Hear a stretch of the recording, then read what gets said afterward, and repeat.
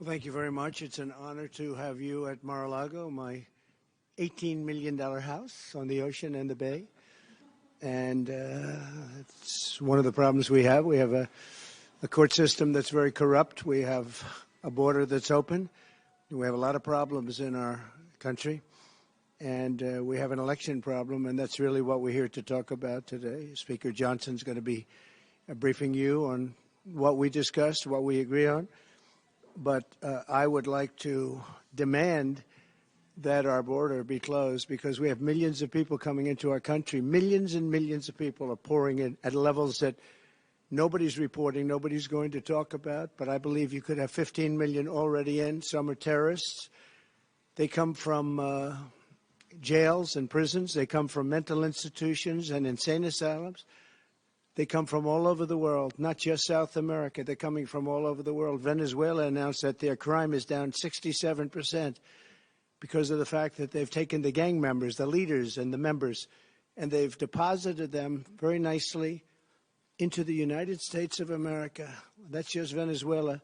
It's happening with the Congo. It's happening with countries all over Africa, Asia, South America, all over the world it's happening. Our country is like a dumping ground, and we're going to have it stopped. And Biden should do it immediately. He should close the border immediately. He needs no legislation. He doesn't need this gentleman. He doesn't need anybody. He can do it. I did it without any legislation. I had the best border we've had in ever recorded history. He can close it immediately. If he would have left, we had stay in Mexico, remain in Mexico. We had catch and release in Mexico, not here. We had everything.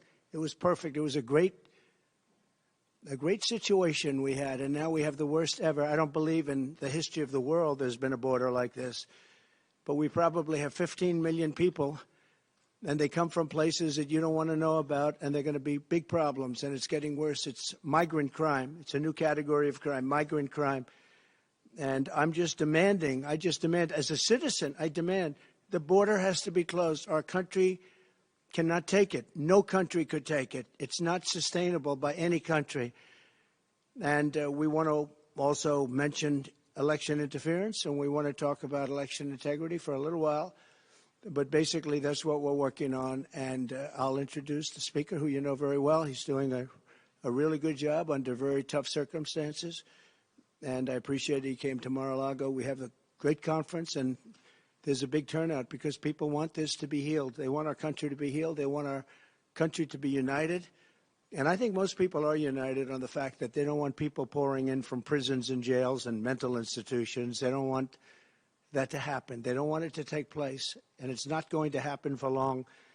And that's why I say that November 5th is going to be the most important day in the history of our country. That's the election. It's going to be the most important day in the history of our country. Thank you very much. And Speaker, thank you. Thank you so much, Mr. President, and it's good to see you all. We're so delighted to be here with our former and future president in this beautiful facility. Mar-a-Lago is famous around the country, and we're grateful to be here. With President Trump as our nominee in the party, we are very much looking forward to that historic day in November, because we are going to grow the House majority, we're going to win the United States Senate, and we're going to win back the White House as well. The American people need us to do that. They're excited for that day, and November cannot get here soon enough. The Speaker of the House, when we're not in session, the Speaker is required to go around, fly around the country, and be with all of our candidates and incumbents all around.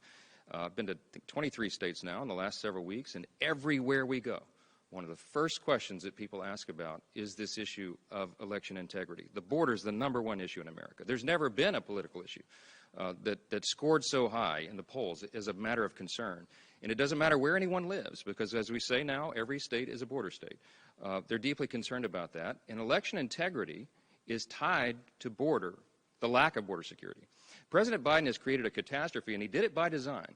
We documented 64 specific executive actions that he took from the day he walked into the Oval Office, and that his agencies took under Secretary Mayorkas to open the border wide, to invite everybody from around the world to come here, including hardened criminals and dangerous persons. And the result, we all know. The official number is 9 million encounters at the southern border alone.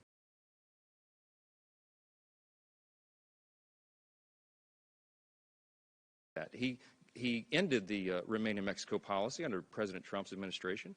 They reinstated catch and release that had been practiced under the Obama administration. They stopped building the wall. They did everything exactly the opposite of what this president had achieved. And that's why we have this catastrophe. It has all sorts of terrible effects on the American people.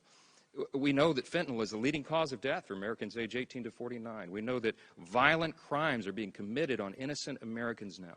Laken Riley and many others who are now losing their lives because these dangerous people are in our country, and it must stop. And the American people are demanding that it does. And it doesn't matter which political party that any American is in. They have the same desire. They want safety and security, and we can supply that. But among the problems that flows from this open border catastrophe is directly related to this threat to our election integrity. Why is that? You need to understand something really important about federal law. Since 1993, the National Voter Registration Act, we call it the Motor Voter Law, allows people to sign up to vote when they get a driver's license. If an individual only asserts or simply states that they are a citizen, they don't have to prove it. They can register that person to vote in a federal election. And you see, states are currently prohibited, believe it or not, the states are prohibited from asking someone to prove that they're a citizen. The federal voter registration form just has a check-a-box, and if you do that, you're good. The states can't allow it. Well, we think that's a serious problem. And so what we're going to do is the House Republicans are introducing a bill that will require proof of citizenship to vote. It seems like common sense. I'm sure all of us would agree. We only want U.S. citizens to vote in U.S. elections. But there are some Democrats who don't want to do that. We believe that one of their designs, one of the reasons for this open border, which everybody asks all around the country, why would they do this? Why would they allow all this chaos? Why the violence? Because they want to turn these people into voters. Right now, the administration is encouraging illegals to go to their local welfare office to sign up for benefits. Well, guess what? When you go to a welfare office, they also ask you if you would like to register to vote. And so many people, we think, are going to do that. And you know what? The numbers are so high. There's so many millions of illegals in the country that if only 1 out of 100 voted, they would cast potentially hundreds of thousands of votes in the election. That could turn an election. This could be a tight election in our congressional races around the country. It could, if there are enough votes, affect the presidential election. And so that's why House Republicans are going to act. I'm going to announce to you today, here standing alongside President Trump, that we will do everything within our power to ensure that we do have free and fair elections in this country. If we don't have that in a constitutional republic, we have nothing. It's the basis of who we are as a nation, and we owe that to the American people. And so what we're going to do is introduce legislation to require that every single person who registers to vote in a federal election must prove that they're an American citizen first. They have to prove it. That will be a new part of the federal law and a very important one. Our bill will establish new safeguards. It will put us on par, by the way, with virtually every other democracy around the world that also prohibits non-citizen voting. And this is a critical thing for us to do at a very critical time. Our bill also will require states to remove non-citizens from their existing voter rolls. That's a big problem, too. And it will provide access to databases from the Department of Homeland Security and the Social Security Administration to help the states administer this. As the entity that is responsible for regulating federal elections, Congress has this responsibility. We cannot wait for widespread fraud to occur, especially when the threat of fraud is growing with every single illegal immigrant that crosses that border. This is something most Americans are deeply concerned about. The latest poll says 78% of the Americans who are polled say that preventing illegal immigrants from voting in our elections is a top priority. In every place I've gone around the country, whether it's out west, Midwest, Long Island, Deep South, it doesn't matter. Everybody is concerned about this. We have a job to do. Here's what you need to look for, and I'll turn it back to the President. When we put this bill on the floor, you're going to see a record vote by Republicans and Democrats. You'll see that the Republicans stand for election integrity.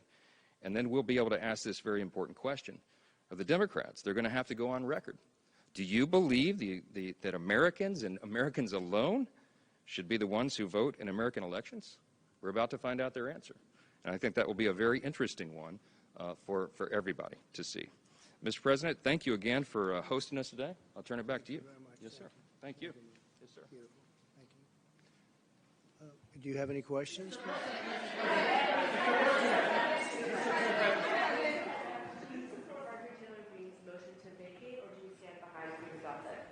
we're getting along very well with the Speaker, and I get along very well with Marjorie.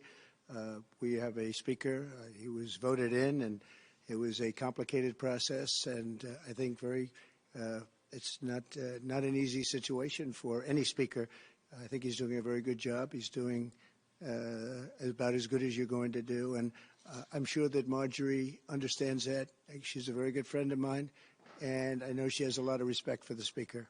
Would you support a Ukrainian aid bill if the Speaker was to move forward with it? We're looking at it right now, and they're talking about it, and we're thinking about making it in the form of a loan instead of just a gift. We keep handing out gifts of billions and billions of dollars, and we'll take a look at it. But much more importantly to me is the fact that Europe has to step up and they have to give money. They have to equalize. If they don't equalize, I'm very upset about it because they're affected much more than we are. The Ukraine situation would have never happened if I was president. Would have never, ever happened. And everybody says that, including Democrats, that it happened is such an outrage.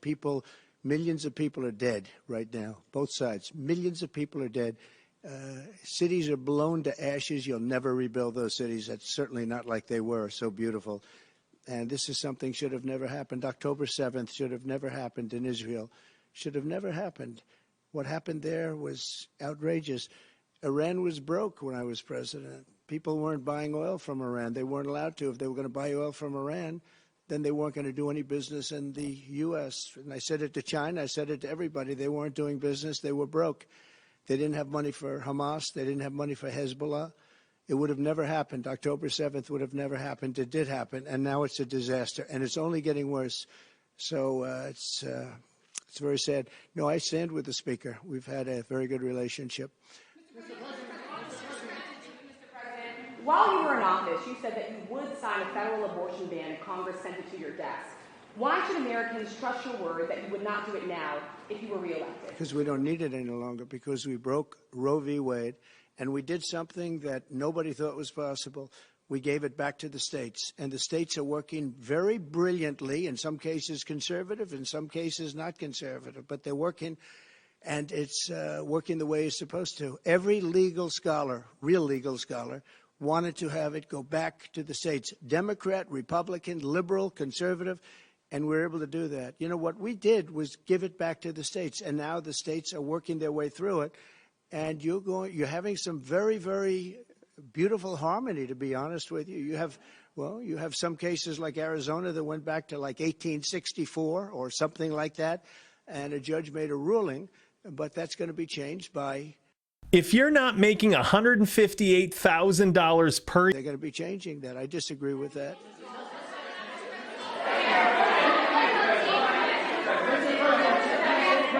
Excuse me, please. Just a follow-up. Over the last few decades, Mr. President, you have both considered yourself pro-choice and pro-life. Which one is it? Well, you know exactly which one it is. And when I was in New York and when I was a Democrat also, just like Ronald Reagan, you know, Ronald Reagan was a Democrat. We sort of followed a very similar path. But if you look at what we've done with Roe v. Wade, we did something that everyone said couldn't be done, and we got it done. And I give great credit to the Supreme Court and the justices for having the courage to do it. What they did is very simply give it back to the state. And I'll tell you, the Democrats are the radicals on this because they're willing to have abortions in the 7th, 8th, 9th month. They're even willing, and you can call it what you want, but you go back to the governor of Virginia, the previous governor of Virginia, the Democrat governor of Virginia, where he talked about execution of a baby after birth. And you can say what you want, but that's extreme and that's radical, and nobody should have that, and it has to be ended. Please, go ahead. Go ahead, please. Mr. President, do you think the motion to vacate rules should be finally changed, or do you think that it's just creating chaos right now? Well, it's unfortunate that people bring it up because right now we have much bigger problems. The country is we're a nation in decline. We're a declining nation. We have tremendous inflation. The inflation's coming back at levels that nobody thought they really would have. If you look at the categories of inflation, they have the worst categories. Many categories are not included. And if you included that, your inflation number would be substantially higher than it is now, and it's already at records. So inflation is back. And a lot of bad things are happening in our country, but that's the least of it. You've got Russia you could end up in a world war between Russia, Ukraine, and all of the chaos, and that's something should have never happened. It would have never happened. What's going on with Israel, October 7th, and what's going on with Israel could end up in a world war.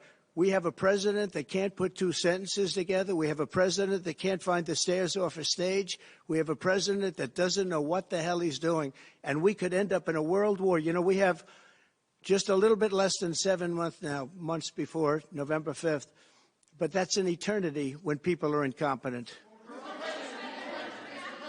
Go ahead, please. Do you support the House's FISA bill that was passed this morning? Which one? The FISA bill, and did you talk to any? Well, I'm not a big fan of FISA. I looked at it and I studied it, and I know it probably better than anybody.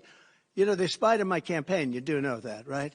And they did lots of other bad things. I'm not a big fan of FISA, but I told everybody, I said, do what you want. They put a lot of checks and balances on, and I guess it's down to 2 years now, so that it would come due in the early part of my administration on the basis that we live up to the polls, because all the polls, we just had another one come out, we're leading by a lot, but it comes out quickly. I said, you do what you want, but I'm not a big fan of FISA. I think it's terrible. Yeah, Bob?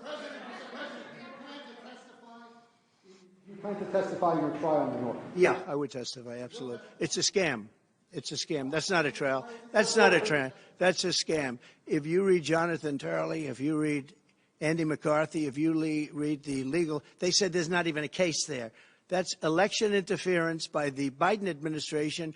They actually took their top guy, one of their top guys, put him into the DA's office to run it, and it's a shame. What they have done is incredible. It's election interference, and it's got to stop. It's a third world country. This country's never done it. But you read Jonathan Turley, you read Andrew McCarthy, you read the legal scholars, every single one of them said that whole thing is a scam. It's not even a crime. And what they're doing is a crime. They are criminals. All right, Bob? Why do you believe it is important for you to testify, take the stand in this upcoming trial? And what are you watching as jury selection begins in New York? Well, you know, jury selection is largely luck. It depends who you get. It's very unfair that I'm having a trial there. It's very unfair that we have this judge who hates Trump and has tremendous conflict, as you know, tremendous conflict. Nobody can believe that this judge isn't recusing himself. The conflict is at a level that nobody's ever seen before. So I have that, and I have venue. We have all these things that we've asked for. They don't give us anything. It's a witch hunt that takes place in New York, and that is taking place, and it's very bad for New York, and it's very bad, for the judicial system in New York.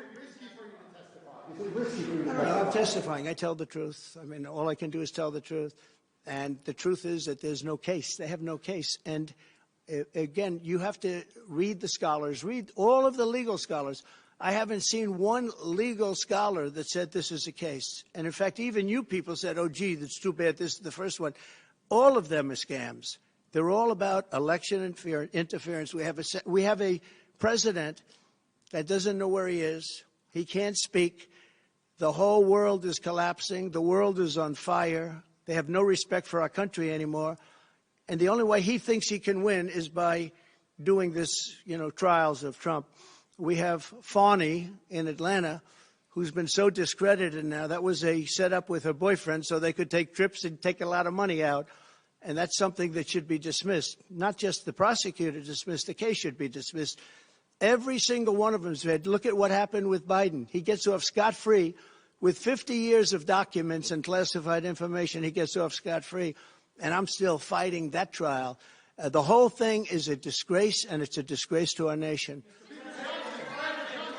Iran is on the verge of attacking Israel, according to both U.S. and Israeli intelligence reports. Yeah. Have you spoken with Israeli Prime Minister Benjamin Netanyahu? Yeah. How should the United States respond? And the same question for you, Mr. Speaker. I don't want to say who I spoke to, but for the president of our country to actually put out a warning that he thinks that we're going to be attacked or they're going to be attacked, that's pretty pathetic. They wouldn't be attacking Israel if I were president, that I can tell you, and they never did. They wouldn't be attacking. Iran was in no position to attack. They had no money. They were broke. But now they have $221 billion, and they have Iraq, who has $300 billion, and Iraq has become a subsidiary of Iran. With all that we've done, with all of the fighting, all of the death, look at what happened, how incompetent the whole thing is. But I don't want to say who I spoke to, but I think it's a very, very dangerous period. This is a very dangerous period of time in our nation, and a big reason that it's dangerous that we have a president that's grossly incompetent. Thank you all very much.